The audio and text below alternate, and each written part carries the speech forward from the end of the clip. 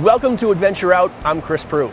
I'm about to tell you about a tool that you can use to help you discover the White Mountain National Forest on your own. Sites like this, the lower falls in the Ammonoosuc River. But first, I'd like to introduce David Govatski, who's a retired forester with the White Mountain National Forest and also co-founder of WMNF. David, thanks for joining us this morning.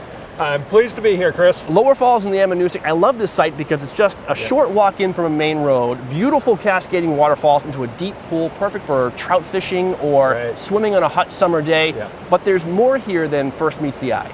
That's right. 130 years ago, back in the 1880s, various tourist guides of the region, such as Sweetzers and Tickners and Osgoods, described this as one of the ugliest sites in the White Mountains. This is the site of a water-powered sawmill that J.E. Henry had going, and the pool behind me was full of sawdust, wood slabs, and chips. And people that were coming in on the railroad just up on the hillside here were looking down and saying, this is not a pretty sight. All of the trees had been cut.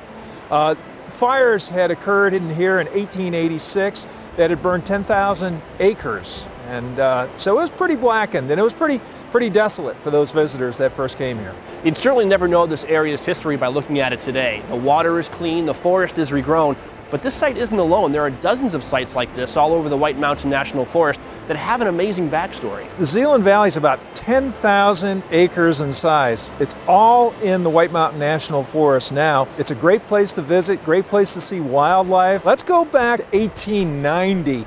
With the height of the start of the logging in the Zeeland Valley, an 11-mile railroad that J.E. Henry put in snaked up into the Zeeland Valley, and they were cutting trees as fast as they could. They had a crew of 250 men working in a town called Zeeland right at the start of the valley and harvesting trees. And by 1900, everything had been cut out.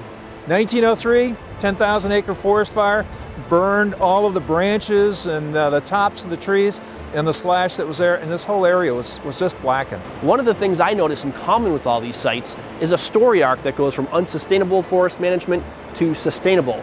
What was the cause of the turnaround? Because of what was going on, the unsustainable harvesting, the floods that were occurring, the erosion on the mountainsides, because of the problems with tourists that were objecting to the views, because of the forest fires that were coming here, it spawned a conservation movement, a forest conservation movement that was not just in New England, but in the southern Appalachians, that caught the attention of Congress, political leaders, businessmen, and citizens of all kinds. And because of that, a resident of Lancaster, New Hampshire, who was a congressman from Massachusetts, John Wingate Weeks, sponsored legislation. After many, many attempts, like we often see in Congress, you ended up having the passage of a bill for forest conservation. It was called the Weeks Act in honor of John Wingate Weeks.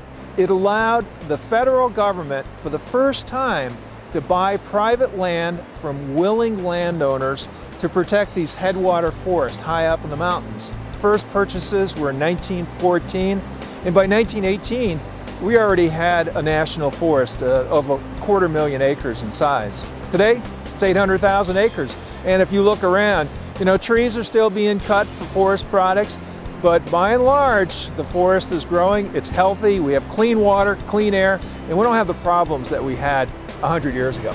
And this brings us to the tool that we were telling you about to help you explore the White Mountain National Forest on your own.